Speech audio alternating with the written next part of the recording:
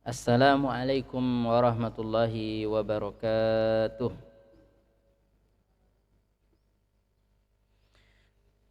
Alhamdulillahi rabbil alamin. Wa usalli wa usallim ala sayyidina wa qudwatina wa maulana nabiyyina Muhammad wa ala alihi wa ashabihi wa man sara ala nahjihi wa istanna bisunnatihi ila yaumiddin. Allahumma bika asbahna wa bika amsayna wa bika nahya wa bika namutu wa ilaika nusyur.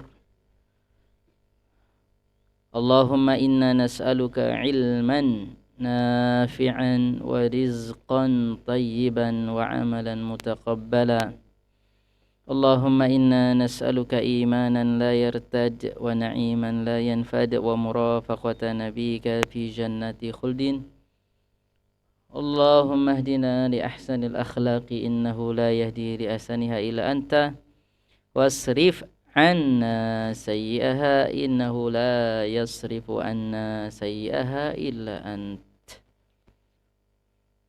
Allahumma ja'alna mimman idza u'tiya syakara wa idza btuliya sabara wa idza adnaba astaghfara.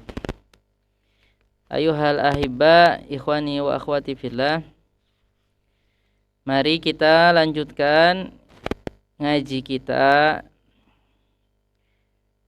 dalam kitab Sahih Al-Bukhari karya agung Imam Abu Abdillah Muhammad ibn Ismail Al-Bukhari rahimahullahu ta'ala wa rafa'a qadrahu. Kita pada pagi ini insyaallah ta'ala masuk pada hadis ke-17. Yang punya Sahih Bukhari dibuka hadis ke-17. Yang punya HP boleh pakai Play Store. Ada kan Play Store Sahih Bukhari. Ada Play Store Sahih Bukhari yang HP-nya memorinya lumayan bisa. Jadi sekarang itu ya kalau dulu beli kitab jutaan atau minimalnya 200-300 ribu, sekarang tinggal pakai Play Store. Nah itu juga nikmat Allah subhanahu wa ta'ala. Tapi faktanya kok kita nggak mau juga ngaji, nggak mau juga mengkaji. Inginnya apa? Ya nonton bola atau lain-lain. Nah, ya itu memang ciri akhir zaman. Kata Nabi, min asyratis sa'ah zuhurul qalam. Ciri-ciri kiamat kecil yang pasti akan dirasakan oleh manusia. Nah, pada waktu itu dan kita yang merasakan zuhurul qalam, banyaknya pena. Jadi sekarang tuh buku itu gampang, pena itu gampang, sampai buang-buang kertas untuk buat pesawat anak-anak, robek-robek, orang tuanya nggak marah aja, biasa aja. beli lagi kertas banyak. Zaman dulu nulis di papan tulis hapus lagi, ya nggak? Nulis papan tulis hapus lagi, susah alat tulis ya, alat tulis susah, pena susah. Sekarang pena beli banyak, satu nulis lupa naro, ambil lagi satu, ya nggak?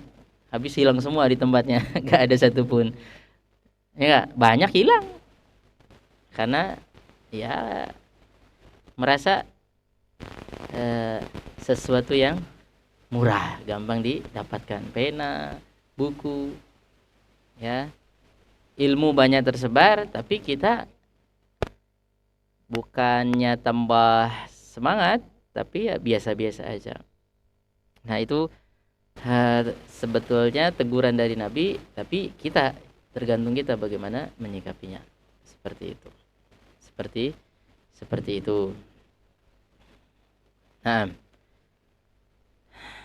ya kata Nabi, makin kesana umat Islam tambah nggak peduli lagi kalau urusan agama gitu. Tapi untuk urusan selain itu semangat 45. Nah, iya dong. Ya, bagaimana bumi harus kita rawat bagus, green, ya. Bagaimana bumi harus tetap hijau. Bagaimana supaya polusi enggak supaya nggak mengancam manusia, bagus, kita rawat bumi, itu perintah Allah juga, ya. Bagaimana supaya lautan itu, kalau kita kekurangan daratan, lautan kita timbun, ya, pakai tanah, ya enggak, atau pakai pasir. Jadi pula apa jadi kota baru. Semangat kita mengembangkan dunia ini. Semangat kita buka jurusan-jurusan sains dan teknologi, ya enggak? Saintek. Dan uangnya juga gede. Yang berhubungan dengan tata ruang, ya, matematika, rumus buat gedung, tuh duitnya gede. Semangat umat manusia ke sana itu, wow, luar biasa semangatnya. Tapi kalau untuk masalah agama dan bekal akhirat, malas-malas atau aras-aras. Kenapa? Ya, karena seperti itu faktanya. Nah, kita harus bisa ngambil posisi di situ. Kita harus bisa ngambil posisi di situ. Insya Allah Ta'ala, mudah-mudahan walaupun bagaimanapun kita bisa istiqomah. Ya, walaupun kita tetap umat Islam tuh harus jago ilmu dunia juga. Harus pintar ilmu dunia juga. Nah, ya, ilmu dunia, ilmu akhirat ya tetap itu nomor satu. Nah, jadi insya Allah ngumpul kita di sini online dan offline, ya, untuk menambah keimanan kita insya Allah Ta'ala. Dan dengan itu kita lebih yakin tentang akhirat dan kita lebih bermanfaat, ya, untuk kepada alam semesta ini. Khairun nas anfa'uhum linnas. Ikhwani wa akhwati fillah, hadis ke-17. Qala Abu Abdullah Muhammad ibn Ismail Al-Bukhari, babu alamatu atau babun alamatul imani hubbul ansori. Jadi masih dalam kitabul iman, ya, salah satu pembahasannya apa? Alamatul iman, bab alamatul iman, ciri dari iman, hubbul ansori, kita itu mencintai bangsa Ansor atau mencintai orang-orang Ansor. Apa organisasi Ansor atau yang gimana? Ansor di sini maksudnya siapa? Sahabat Rasulullah Shallallahu Alaihi Wasallam dari kalangan Aus dan Khazraj, yang dikenal dulunya Ibnu Qailah. Jadi orang Aus dan Khazraj itu ibunya dulu satu, emaknya satu, ya, kemudian anak ini sukses masing-masing punya grup sendiri, akhirnya jadi dua kabilah. Kayak Nabi Ibrahim punya anak, Nabi Ismail, ditaruh di Jazirah Arab, ya, di Mekah, negeri yang tandus. Nah, kalau anaknya yang lain, anak kedua Ishak, kemudian Yakub, ya, kemudian Yusuf, itu ditaruh di mana?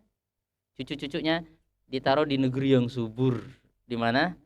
Palestina, Syam. Subur itu. Kalau Syam itu, wah, subur banget negerinya, subur. Satu di negeri tandus, ibu sama anaknya. Nah, masing-masing punya keturunan. Nah, nanti yang di Palestina dikenal dengan Bani Israel, Bani Israel. Yang di Hijaz, di Mekah, dengan keturunan Ismail. Ya, salah satu tokohnya Quraisy, bangsa yang punya pengaruh besarnya Quraisy itu dari Ismail. Nah, nanti ketika ketemu di Madinah, Nabi Muhammad dengan orang Yahudi tabrakan. Padahal dulunya satu, bapaknya satu. Gitu. Karena beda hati, ya, beda kualitas.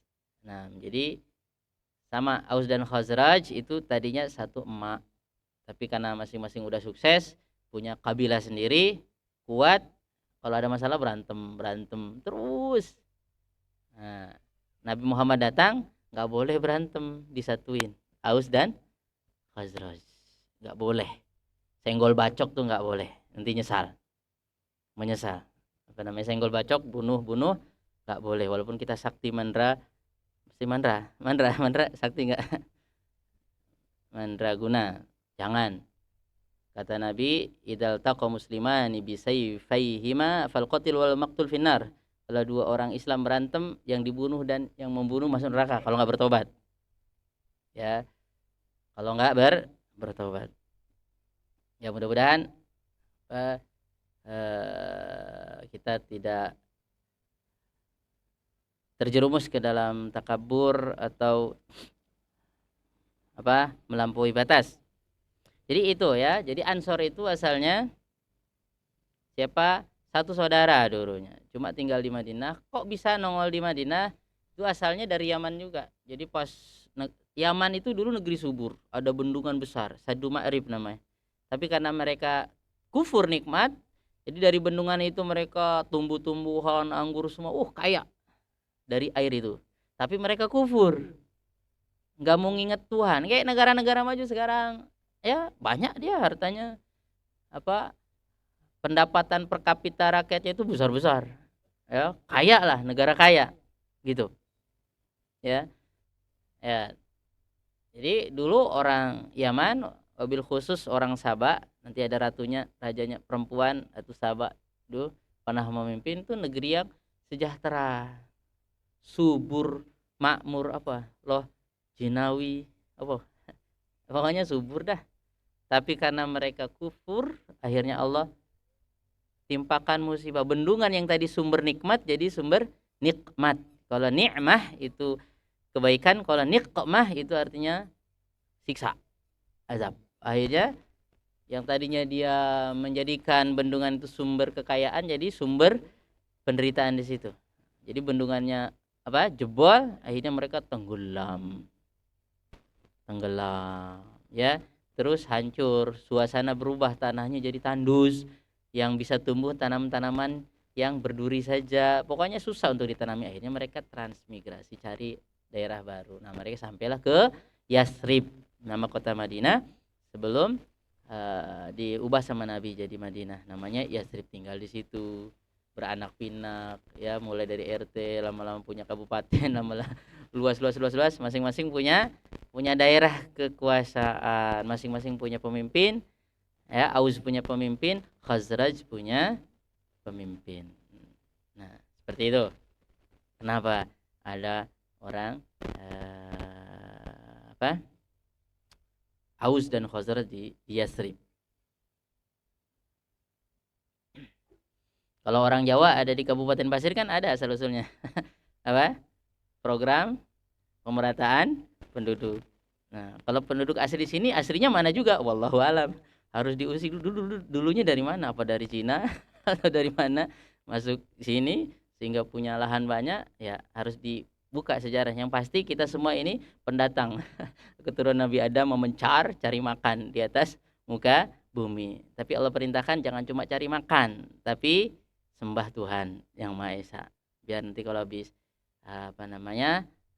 bersenang-senang, bersyukur, dapat pahala. Kalau dapat musibah, bersabar, juga dapat pahala. Jadi bukan cuma cari makan atau cari senang atau cari kekuasaan saja.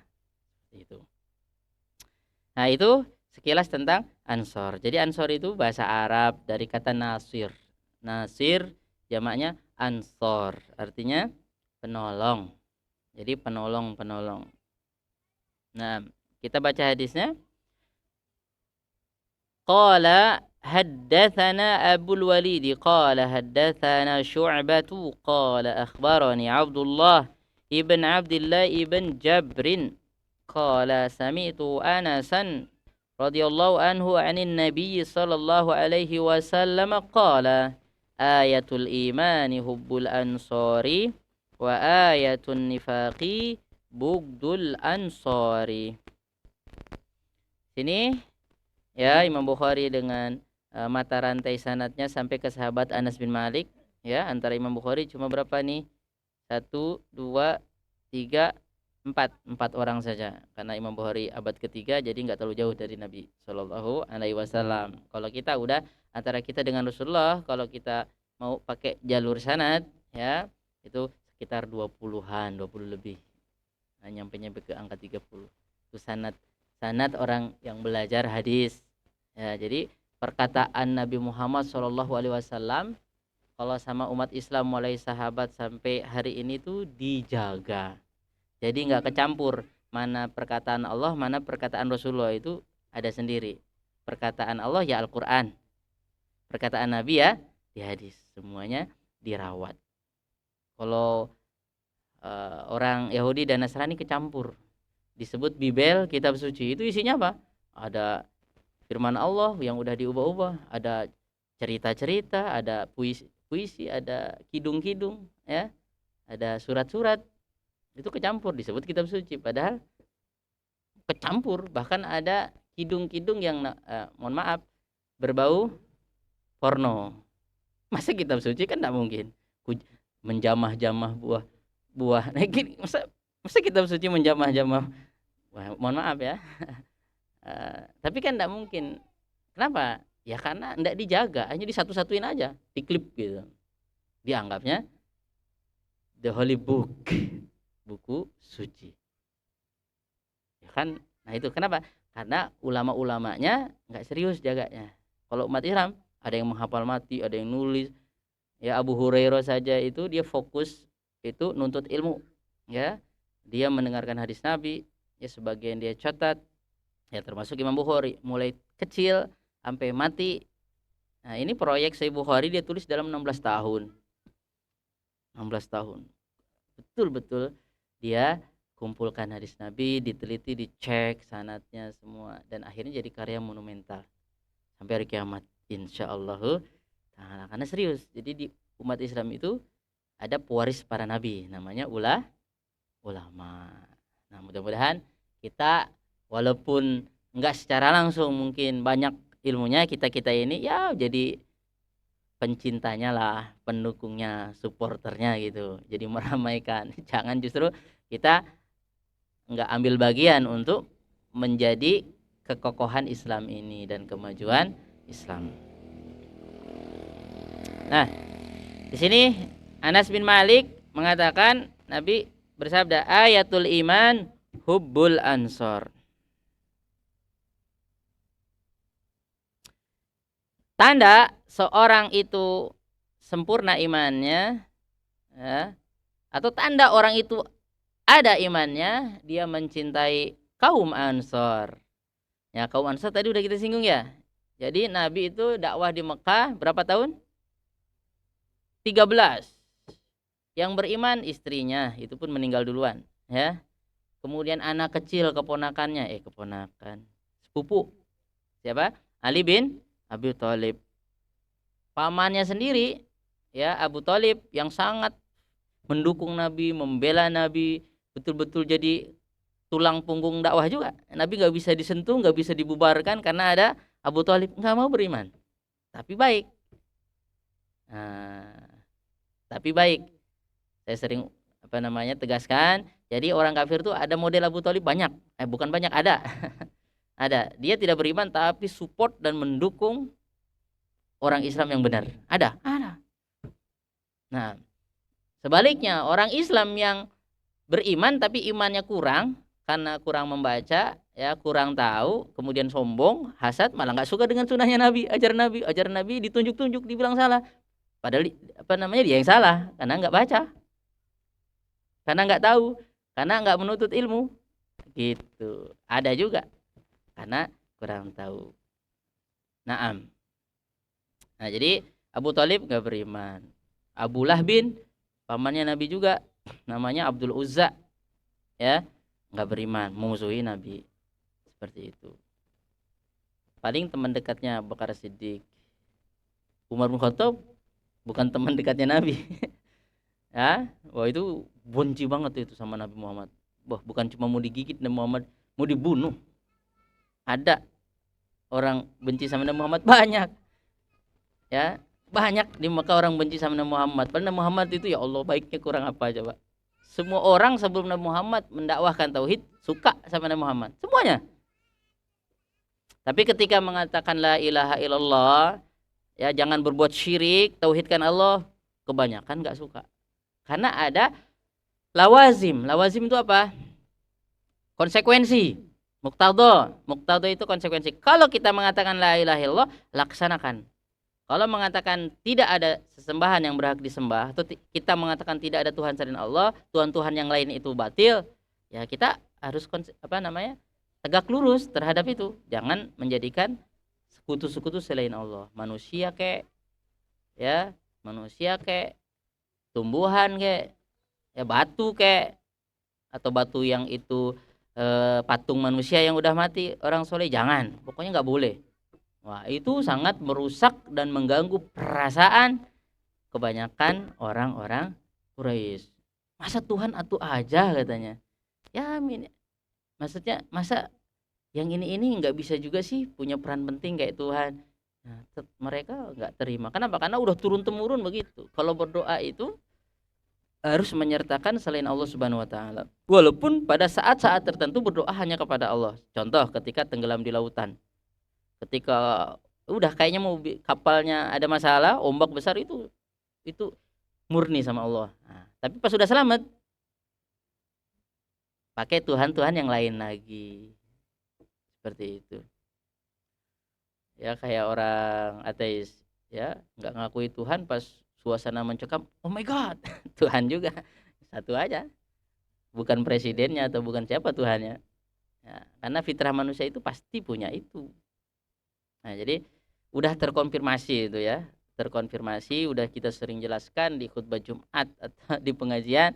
Jadi Abu Jahlin, panglima besar orang Quraisy ketika perang Badar, itu berdoa sama Allah, ya Allah, tolong kelompok yang paling lurus, paling benar. Kalau Muhammad benar, tolong Muhammad. Kalau kita salah, tolong kita. Gitu. Allahumma ansur ahdal fariqain. Nah, iya. Ya, tapi dia yakin benar. Terus apa katanya? Terus salah satu doanya, Allahumma aqta'una lirrahim. Gitu. Abu Jahal. Bawa Allah juga sekarang. Kayak kalau kampanye udah, ya, bawa agama juga. Kayak, nah, apalagi nanti bulan Ramadan, ya. Ya. Jadi Allahumma aqta'una lirrahim. Wahai Allah, itu Muhammad itu memutus tali silaturahim, enggak baikan lagi. Nah, katanya. Padahal Muhammad menganjurkan menyambung, cuma kalau bapak dan ibu nyuruh kemusyrikan jangan ditaati gitu aja, tapi tetap baik itu. Tapi dibilangnya Muhammad tuh enggak suka sama persaudaraan, memecah belah, yang menghancurkan persaudaraan. Nah, gitu. Diberitakannya di medsos begitu, ya. Allahumma aqta'una lirrahim. Muhammad tuh suka memutus tali silaturahim. Kan enggak seperti itu kenyataannya. Enggak. Nah, Muhammad cuma memutus tali kesyirikan, itu aja. Nah, bahkan ajaran Muhammad punya orang tuanya masih musyrik, masih kafir, harus berbuat baik, titik. Tetap sopan, tetap baik. Nah, terus apa? Wa atana bima la na'rif. Dia datang dengan ajaran yang kita enggak tahu. Nah, jadi menurut dia yang kita enggak tahu berarti salah. Padahal bisa jadi dia yang bodoh. Ya enggak? Bisa jadi dia yang bodoh. Pokoknya kalau dia nggak tahu berarti orang salah. Itu jangan sampai kita begitu. Jangan-jangan kita yang belum tahu. Makanya bagus juga kita minta petunjuk sama Allah terus. Allahumma hdina, ya. Allahumma alimna, ya Allah kasih tahu aku dong, kasih aku ilmunya. Biar kita tidak menyalahkan yang benar atau sebaliknya. Kalau udah berdoa, udah berusaha, udah mengkaji, udah bertanya, masih kita keliru, mudah-mudahan Allah maafkan. Tapi kalau nggak mau mengkaji, nggak mau belajar dulu, nggak mau dengar dulu, pokoknya selama itu bukan ajaran kita, belum belum diajarkan nenek moyang kita, salah ya salah. Ya salah siapa kalau ditetap, ya, salah sendiri menutup diri. Nah, terus apa intinya? Allahumma ahinhul ghadah. Ya Allah, binasakan Muhammad pagi ini. Pas perang Badar, kan malam-malamnya masih musim berdoa, pagi-paginya berdoa, siang paginya itu perang Badar. Di bulan Ramadan, ya 17 Ramadan. Tapi belum ada perintah puasa, belum. Itu berdoa sama Tuhan, didengar sama yang lain. Berdoanya sama Tuhan juga. Padahal dia Nabi dikenal oleh orang Islam orang musyrik. Orang musyrik. Nah, kenapa disebut musyrik? Karena dia percaya sama Tuhan, beriman sama Allah, Allah itu ada, Allah itu maha kuasa, tapi juga pada waktu-waktu tertentu menjadikan sekutu-sekutu selain Allah. Itu yang disebut syirik. Inginnya itu mukhlishina lahuddin, ikhlas full dimanapun, kapanpun, bagaimanapun, kita hanya mentauhidkan Allah Subhanahu wa taala. Seperti itu. Tidak membenarkan yang Allah larang. Allah melarang kita menjadikan patung tersebut perantara kepada Allah. Udah, stop aja. Gitu. Ya saking takutnya Nabi Muhammad, salah satunya menyalahgunakan ziarah kubur. Dulu awal-awal Islam dilarang ziarah kubur. Takut-takut salah nanti ke kuburan malah macam-macam. Dilarang. Kuntu nahitukum an ziyaratil kubur. Kata Nabi, dulu aku larang ziarah kubur. Ala fazuruha. Sekarang nggak apa-apa. Tapi ingat, ya ziarah kubur intinya apa? Mengucapkan salam, mendoakan orang udah mati karena nggak bisa naik haji. Mati nggak bisa naik haji, nggak bisa beramal soleh. Kita yang masih hidup ingat-ingat, bukan kita minta duit, ya, atau minta jodoh, seperti itu, jangan.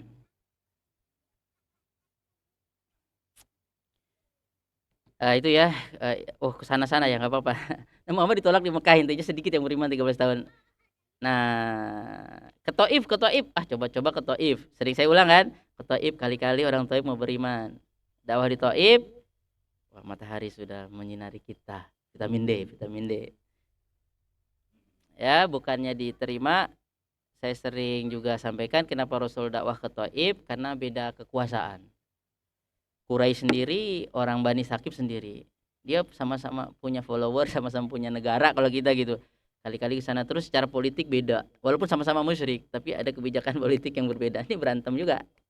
Nah, mungkin kan kalau musuhan mungkin mau. Sampai sana sama aja, lebih parah. Belum apa-apa disambut dengan batu. Dilemparin Nabi Muhammad datang. Subhanallah. Subhanallah. Karena udah tahu Nabi Muhammad bawa tauhid langsung disambut batu. Kayaknya kalau di Indonesia lah mungkin paling dibubarin toh atau apa. Enggak lah juga mungkin sampai disambut batu. Nabi Muhammad sabar sekali. Sampai berdarah ya. Nabi Muhammad berdarah-darah kakinya. Kepalanya kena, badannya kena batu. Bayangin diusir. Cuma mau menawarkan, ya, mau menyelam, bukan cuma mau menawarkan, mau bawa sesuatu yang luar biasa. Cuma karena sudah sombong duluan, anak-anak suruh maju, karena suruh ngelemparin Nabi Muhammad untuk menunjukkan hina. Nabi Muhammad tuh makhluk yang hina. Subhanallah. Nabi Muhammad ke pasar, ya di sana ada pasar besar. Dulu Nabi Muhammad tuh kalau dakwah di pasar, masih di mana banyak orang, Nabi Muhammad di situ ngajak. Di pasar Ukaz, Dzulmajah. Nah, pas Nabi Muhammad dakwah di pasar ngajak orang tentang la ilaha illallah, di belakang ada yang komen, ngikutin. Ya. Kalau kita buat status terus ada yang komen gitu. Gitu. Ya. Yang komennya negatif. Ketika Nabi Muhammad ngomong begini, langsung belakang bohong katanya. Ketika Nabi Muhammad ngomong begini, jangan percaya, orang ini enggak bener. Pamannya sendiri. Enggak ada kerjaan. Mungkin udah banyak duit. Ngikutin Nabi Muhammad kemana diikutin. Jangan percaya orang ini pembote, pembohong terus, pembohong terang, pembote, jelek orang ini, pamannya sendiri. Padahal waktu Nabi Muhammad lahir paling senang siapa? Salah satunya ya itu Abu Lahab, sampai budaknya dimerdekakan. Ya, saking senangnya dengan kelahiran Nabi Muhammad. Ketika Nabi Muhammad bawa tauhid, paling ora seneng kepada Nabi Muhammad, yang itu sopo ponakannya sendiri. Subhanallah, itulah hati ya, berbolak-balik. Nah, kenapa di sini Ansor jadi penting? Singkatnya begitu, di mana-mana ditolak sama orang Ansor, welcome, ahlan wa sahlan biqudumikum, selamat datang. Ya senang sekali lah Nabi Muhammad. Waduh, Nabi Muhammad senang sekali. Di sana ditolak, di sini ditolak. Di Madinah diterima. Ya, senang sekali. Bahkan mereka sudah menyatakan dengan pernyataan mereka dan sudah buat MOU dengan Nabi Muhammad selama di Madinah, kita akan bela sebagaimana kita bela anak dan istri kita. Udah ada MOU-nya. Senang Nabi Muhammad. Baru kenal berapa hari aja padahal. Tapi sudah menjadi penolong utama. Itulah iman. Iman itu kadang-kadang kalau bersih nggak perlu waktu lama. Kayak tanah, sebagian tanah itu hujan dikit tanamin subur, sawitnya langsung satu tandan 100 kilo, nggak kuat diangkat. Ya nggak? Ada yang cocok, langsung cocok, tanahnya cocok, subur. Ya ada tanah biar kena hujan terus, kenapa? Ya kerdil terus nggak subur. tanamannya nggak subur, ya kecil-kecil, nggak menghasilkan, nggak subur tanahnya. Ya, orang Ansor ini, silau min, ya Allah cepat buat gedung ya Allah, biar kita nanti kalau panas masuk gedung kasih AC. Nah, taib, vitamin D. Itu singkatnya. Nah, saya mau kuatkan kembali.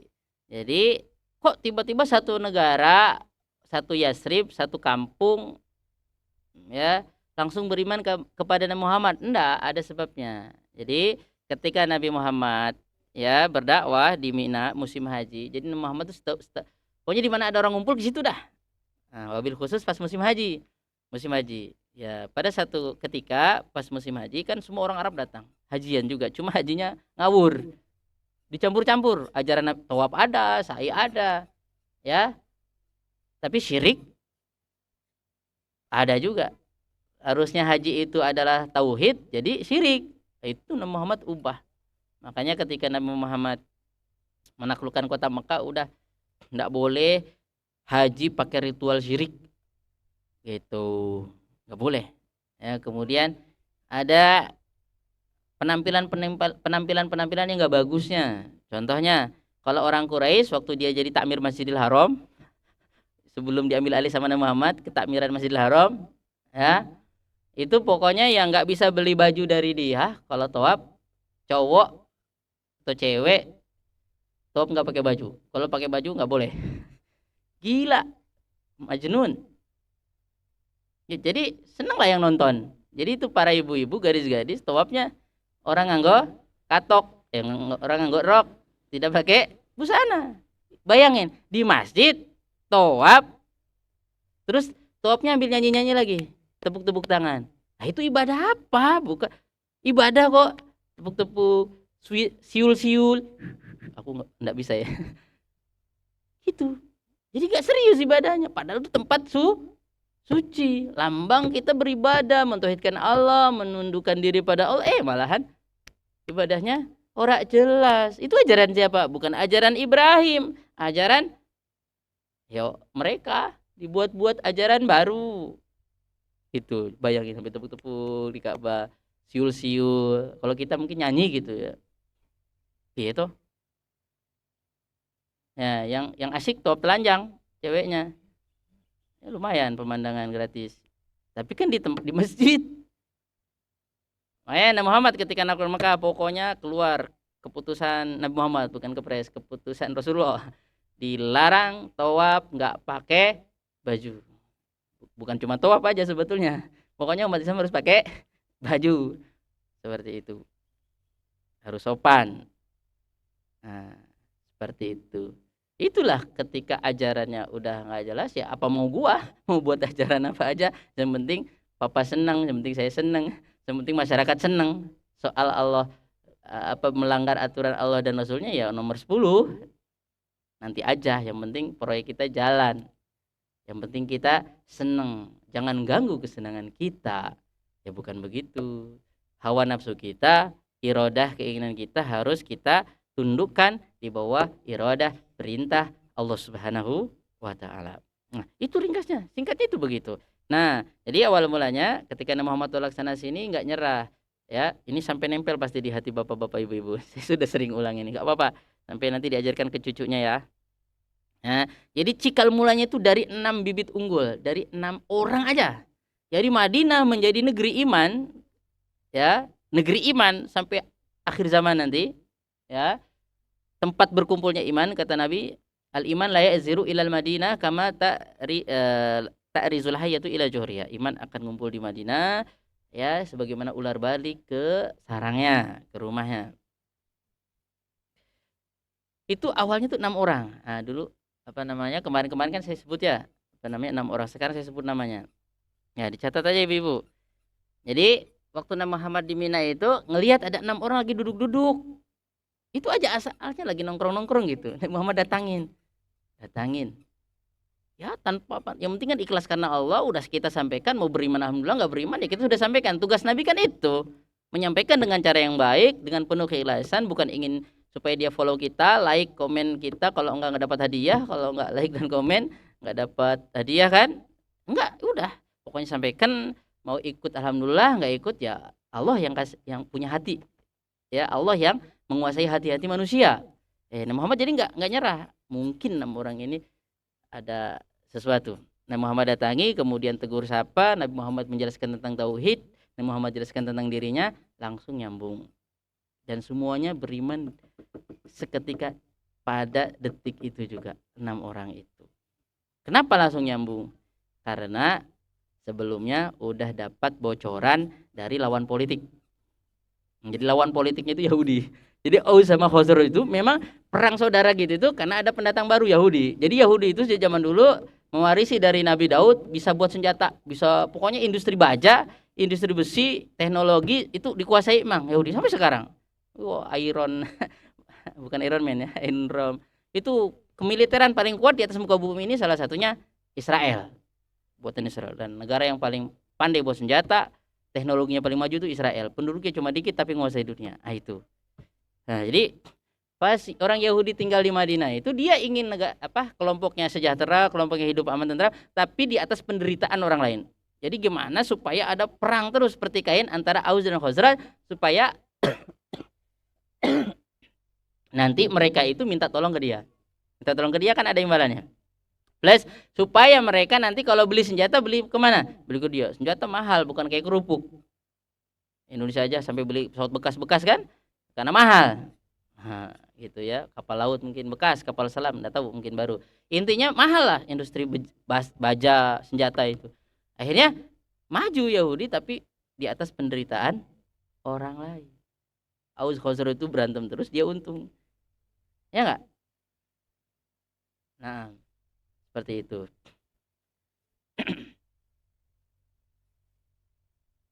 Ya, jadi ketika orang Yahudi berantem sama atau nanti ketika ada masalah dengan Yahudi dengan Aus atau Khazraj, langsung mereka mengatakan Nabi akhir zaman sudah mau muncul, namanya begini namanya begini, sifatnya begini gini lengkap.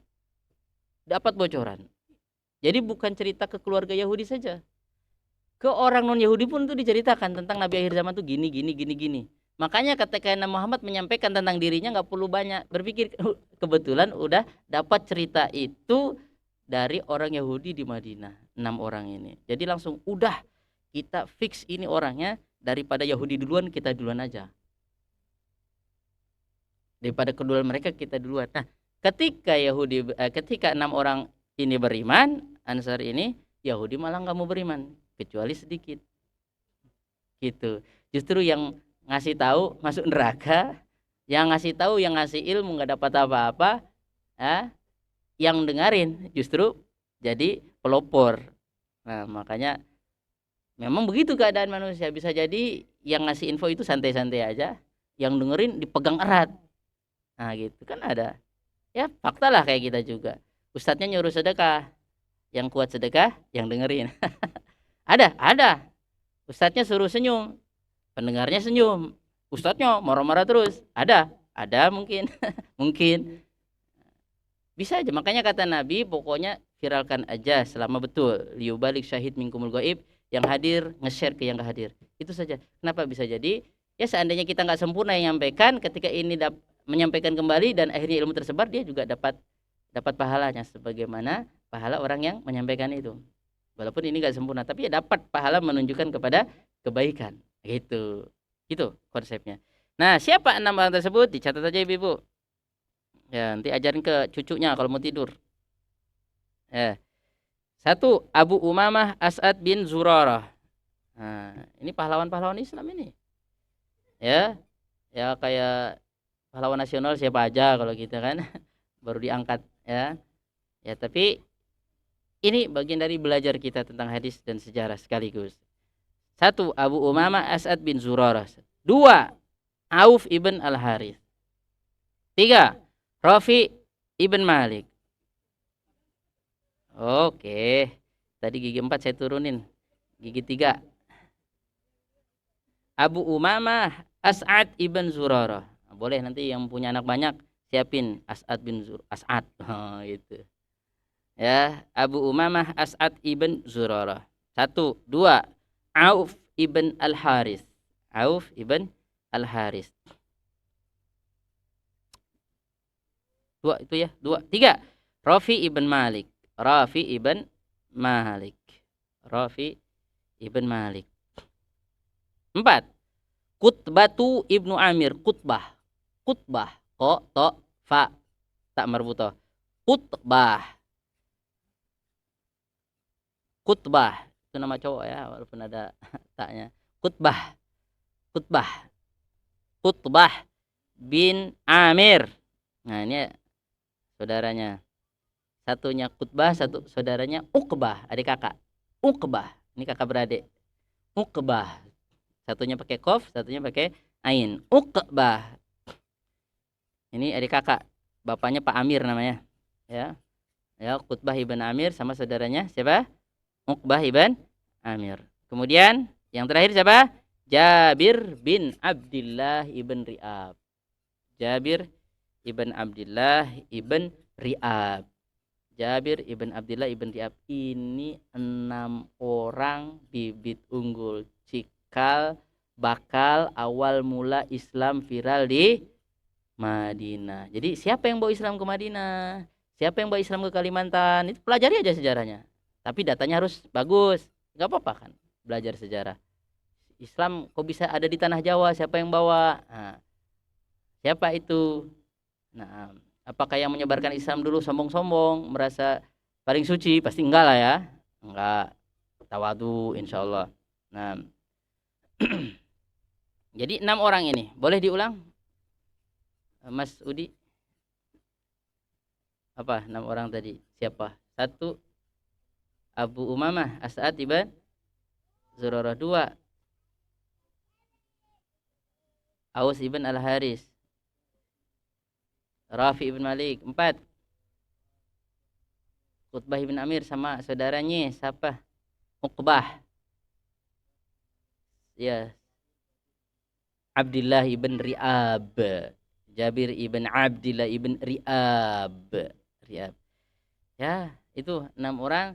Diingat-ingat, ceritakan ke anaknya mau tidur, cucu, kenapa dari situ Islam sampai ke Nusantara sekarang ya, ke Indonesia ya, karena 6 orang ini awalnya. Nanti dari Madinah tersebar. Makanya kata Nabi, umirtu biqaryatin ta'kulul qura. Dalam Sahih Bukhari kita bahas nih, aku diperintahkan untuk berhijrah ke negeri yang memakan negeri-negeri yang lain. Maksudnya apa? Menguasai dengan dakwahnya. Jadi dari Madinah itu Islam menguasai Mekah, Mekah ditaklukkan. Terus dari Madinah itu di zaman Umar Khattab sampai ke mana? Sampai ke Persia, sampai ke negeri Syam. Nah, terus nanti sampai ke India, sampai gitu ya. Tapi penaklukan setelahnya itu nanti di zaman Bani Umayyah dan Abbasiyah. Intinya ya awal mulanya tetap Madinah. Jadi orang Madinah siapa penduduk aslinya? Ya salah satu penduduk aslinya yang asli banget harus dipelajari. Cuma inti dari penduduk Madinah orang Aus dan Khazraj yang itu mayoritas masuk Islam. Ya, nanti potongan hadis keduanya wa ayat nifaq bugdul ansor, dan ciri-ciri kemunafikan itu membenci orang ansor. Bukan ansor organisasi ya. Bukan ya. Bukan. Apa namanya? Ya boleh aja buat organisasi itu. Bapak juga punya organisasi itu, boleh, nggak apa-apa ya. Nah ya, jadi intinya kalau sifatnya sama, masya Allah bagus. Kita memang harus ngikutin dan mencontoh ansor. Nah nanti bagian keduanya di pertemuan berikutnya aja. Ini kenapa? Karena orang munafiknya juga nanti dari Aus dan Ansor sendiri banyaknya. Subhanallah. Terus apa itu orang munafik? Nah kita akan bahas di pertemuan berikutnya. Udah 8.13. Sebetulnya masih ada waktu, masih 8.13, tapi udah kena vitamin D kebanyakan bapak-bapak. Jadi hadis ini walaupun pendek belum kita selesaikan ya ibu-ibu. Kita jadiin PR untuk pertemuan berikutnya. Tapi minggu depan tanggal berapa? Tanggal 4. Tanggal 4 ada acara apa, salah satu jamaahnya apa namanya? Bapak Dadang Rahman mau mengawinkan putranya Sidik Aziz Rahman Sidik. Jadi kita selaku menantu. Jadi kayaknya izin dulu bapak-bapak ibu-ibu, apa namanya, minggu depan kita undur ke minggu berikutnya karena ada acara. Mungkin bapak-bapak mungkin diundang juga ya, kayaknya lah, mungkin kan jamaah, insya Allah diundang bagi yang sehat. Jadi tanggal 4 di Padang Pengrapat, tanggal 7-nya di Suliliran. Jadi kita stop dulu kajian minggu depan insya Allah untuk pertemuan berikutnya. Mohon diingat yang ayatun nifaknya belum, seperti itu masih mukadimah ya, belum tentang intinya. Jadi intinya di terakhir, kalau kita orang beriman itu pasti harus suka dengan orang Aus dan Khazraj. Kita pelajari siapa Aus dan Khazraj ya, nanti kita ajarkan kepada anak-anak kita. Kemudian kita mendoakan para sahabat radhiyallahu taala anhum. Nah, kalau kita nggak suka sama mereka, berarti iman kita tipis, bukan kafir. Ya, contohnya dulu sebagian sahabat tuh berantem, satu dengan yang lain juga berantem. Ya, sama-sama muhajirin berantem, tengkar mulut. Ya, tapi itu kan biasa manusia. Nah, kadang-kadang iman lagi tipis. Nah, apakah itu membuat kafir? Kalau nunjuk atau mencaci? Enggak. Bahkan nanti ada yang membunuh. Ya, ada sama perempuan berantem, lempar-lempar batu, saatnya lagi hamil, kelempar batu, mati sama anak-anaknya. Zaman Nabi itu juga yang berantem siapa? Ya sahabat juga. Ya, namanya manusia. Tapi secara umum ya, mereka itu adalah penolong Nabi, nomor satu. Nah, nomor satu setelah ditolak di Mekah, di Taif, di berbagai tempat diterima di situ. Cuma mereka sebagai manusia ya kadang-kadang mungkin satu ya agak emosi sama temannya, ya wajar. Ya mudah-mudahan itu jangan membuat kita nggak mencintai mereka. Ya kayak kita aja punya salah dan punya keliru, bukan kayak kita. Ya kita memang banyak sekali salahnya. Nah demikian yang bisa kita sampaikan, kita bahas di pertemuan berikutnya. Saya berikan kesempatan untuk bertanya, Bapak Ibu yang kepanasan gak usah marah-marah, silahkan cari tempat yang agak teduh. Saya ikhlas saja kalau saya. Silahkan Bapak Ibu, Ibu Imah harus bertanya. Ya, biar tidak sepi majelisnya. Siap. Waalaikumsalam warahmatullahi wabarakatuh.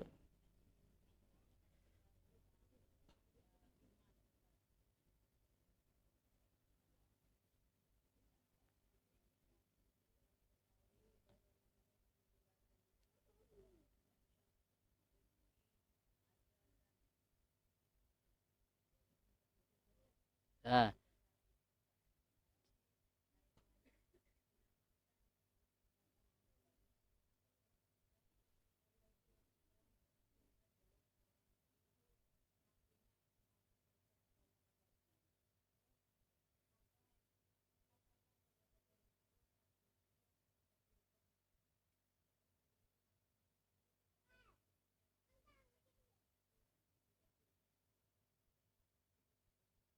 baik. Masya Allah. Masya Allah.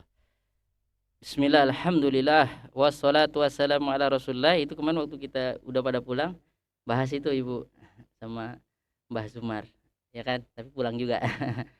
Jadi pertanyaannya itu, dan itu berkenaan dengan rukun iman, iman kepada apa? Bil qadar. Wa antu mina bil qadari khairihi wa syarih. Rukun iman itu kita beriman kepada takdir Allah yang buruk atau yang baik atau yang buruk. Nah, baik buruk itu menurut pandangan kita. Nah, tapi Allah tidak pernah melakukan keburukan. Semua itu mengandung hikmah dan kita tidak berhak untuk mengatakan Allah salah. Nah, jadi apa yang Allah takdirkan semuanya baik. Ya. Nah, jadi manusia itu kata Rasulullah Shallallahu alaihi wasallam semuanya udah ditakdirkan. Tapi manusia punya keinginan. Nah, ini bedanya. Ini dicatat ibu-ibu. Jadi Nabi pernah ziarah kubur sama sahabat. Ya, silakan yang panas niup bapak-bapak. Nah, jadi Nabi pernah ziarah kubur, kata Nabi setiap kalian itu sudah ada tempatnya di surga atau di neraka. Nah, maksudnya kursi-kursi kita di neraka atau di surga itu Allah sudah siapkan. Jadi kita itu penghuni surga endingnya atau penghuni neraka atau mampir dulu di neraka habis itu ke surga atau gimana itu Allah sudah tetapkan. Kata Rasulullah apa? Rufi'atil aqlam wa jafatis suhuf. Pena udah diangkat ya dan apa namanya tinta udah kering. Karena Allah sebelum menciptakan langit dan bumi, Allah semua sudah tuliskan semuanya sedetail apapun ya yang akan terjadi sampai ujungnya manusia nanti di surga atau di neraka. Yang tahu siapa? Hanya Allah Subhanahu wa taala. Ya. Malaikat pun tidak tahu. Nah, itu terus gimana dalam hadis? Nanti malaikat diperintahkan untuk menuliskan apa? Ya, takdirnya, dia celaka atau bahagia. Nah, itu yang dohir saja. Yang umum saja. Ya, malaikat. Ya. Ya, malaikat. Tapi yang detailnya semuanya itu hanya Allah yang tahu. Makanya nanti ada pernyataan sebagian orang, wa min ilmika ilmul lauhi wal qalami. Kalau baca kasidah-kasidah itu kan sambil ya, jadi termasuk ilmu engkau wahai ilmu Muhammad, ilmu lauh mahfud. Lauh mahfud itu enggak ada yang tahu, takdir enggak ada yang tahu. Ya, kecuali Nabi Muhammad diberitahu oleh Allah beberapa itu. Jadi tahu. Tapi Nabi Muhammad enggak tahu yang gaib. Makanya ketika Nabi Muhammad, nah ini catat, ini enggak ada yang tahu. Termasuk Nabi Muhammad, manusia paling dicintai, enggak tahu. Jadi ada yang nyanyi kan kalau kita musim lebaran, hari raya itu boleh pakai rebana-rebana sambil nyanyi-nyanyi selama kontennya bagus. Ya, zaman Nabi yang nyanyi-nyanyi anak kecil. Nah, salah satu isi konten nyanyiannya sambil nabu-nabu rebana raya wa fina nabiyun ya'lamu ma fil ghadi. Kita punya nabi tahu yang akan terjadi besok hari. Kata Nabi Muhammad, enggak boleh.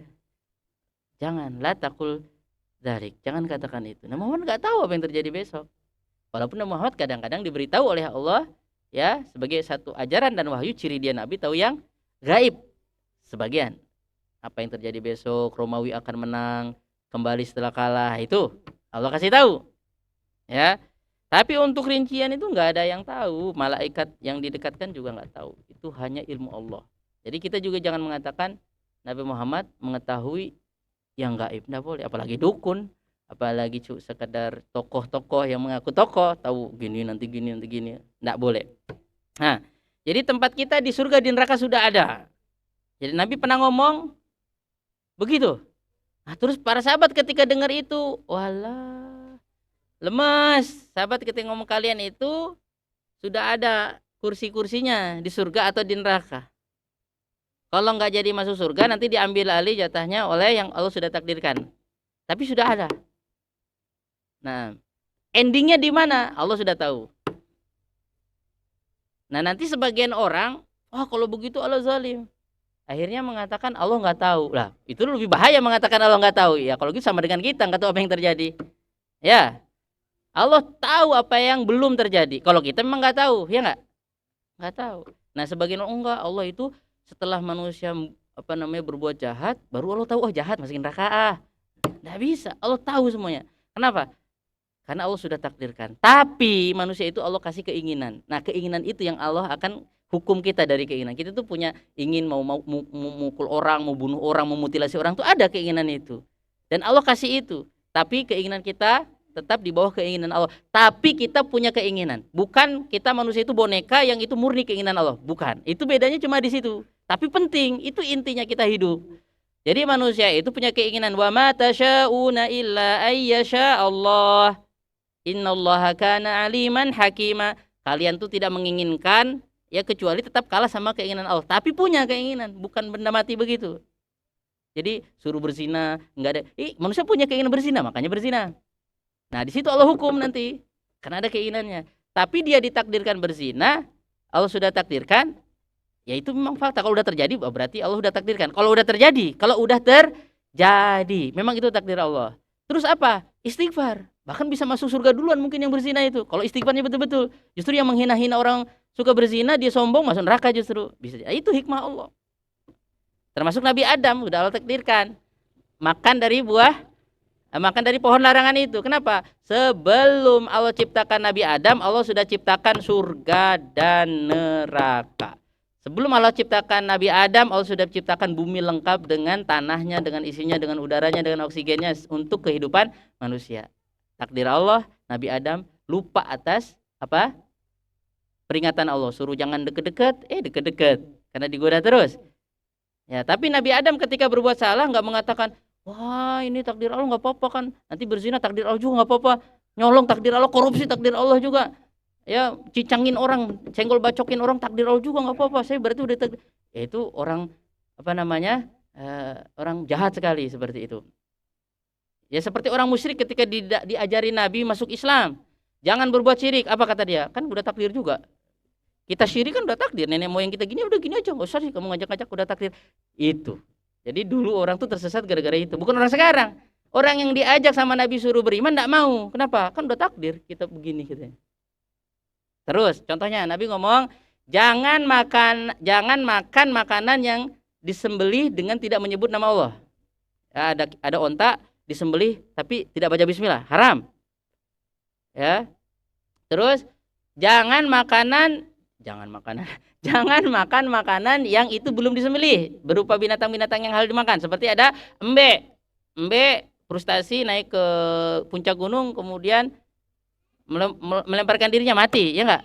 Mati. Nah, kalau orang musyrik enggak apa-apa. Ini kan masih hangat ini. Masih hangat lumayan, belum bangkai, belum ada belatungnya. Makan, itu bangkai kalau dalam pengertian Islam itu bangkai. Mubazir, orang mubazir. Udah. Nah, ketika Nabi Muhammad mengatakan itu, jangan dimakan tuh bangkai, orang Quraisy langsung debat. Nabi Muhammad didebat karena memang hatinya kotor. Muhammad salah. Gimana? Muhammad salah. Standar ganda. Muhammad salah. Kenapa? Kalau yang ditakdirkan Tuhan mati, kok bisa jadi haram? Yang dibunuh sama Muhammad halal. Yang dibunuh sama Muhammad motong unta bismillah. Ya enggak? Kalau unta sih enggak diginiin, ditusuk ya. Atau embe bismillah. Nabi Muhammad mematikan unta kambing itu kan? Ya, Nabi Muhammad baca bismillah motong unta, itu diperintahkan Allah. Ya enggak? Diperintahkan Allah. Set, mati. Lah, ini yang dibunuh sama Tuhan, yang jatuh dari gunung kan dibunuh sama Tuhan. Takdir, itu kan takdir. Ini kan Tuhan juga yang bunuh. Ini kan juga takdir Tuhan, dia mati. Ya Muhammad malahan bunuh sendiri. Kok Muhammad yang bunuh halal, yang dibunuh sama Tuhan haram? Harusnya enggak. Yang Muhammad haram, yang jatuh dari gunung itu halal. Gitu, saking hatinya itu kotor. Padahal Nabi Muhammad nyembelih ya karena perintah Tuhan. Kalau mau makan embe, sembelih dulu, baca bismillah, itu ibadah. Inna sholati wa nusuki. Nusuk itu ibadah, menyembelih. Itu perintah Tuhan, dibilang perintah Tuhan salah. Larangan Tuhan yang kalau kambing mati begitu tanpa bismillah, ya mati sendiri begitu, itu haram. Itu kata Tuhan. Jadi enggak baca perintah Tuhan tapi langsung pakai otaknya begitu. Itu takdir Tuhan juga. Harusnya kan kalau yang dibunuh Tuhan halal, yang dibunuh Muhammad haram. Astagfirullah wa atubu ilaih. Seperti orang sholat. Kalau kamu masih sholat, kamu tuh masih tingkatnya masih pendek. Tingkatan kamu masih rendah. Kalau kamu itu masih sholat, kamu masih syariat. Kalau udah makrifat tuh nggak usah sholat lagi, itu udah jago. Pakai kolor doang, nggak pengen ya. Udah usah sholat katanya, itu udah tinggi ilmunya. Kalau masih sholat masih rendah. Lah, apa-apaan? Justru yang sholat jadi salah, jadi jelek. Yang nggak sholat wali majdub katanya. Itu udah tingkat dewa itu. Wah, punya tingkat tinggi. Lah, ini apa-apaan? Yang syariat dibilang salah. Hah? Ini kan aneh. Seperti itu. Nah, tapi orang musyrik mengatakan takdir juga kita begini. Jadi nanti pakai baju seksi berzina tiap hari, takdir katanya. Ya itu ya makanya nanti ketika Allah hukum juga memang semuanya udah takdir. Ketika Umar mau potong tangan orang yang mencuri sudah sampai nisab, kok saya diputus tangannya? Kan takdir saya nyuri. Ya saya putus juga takdir ini.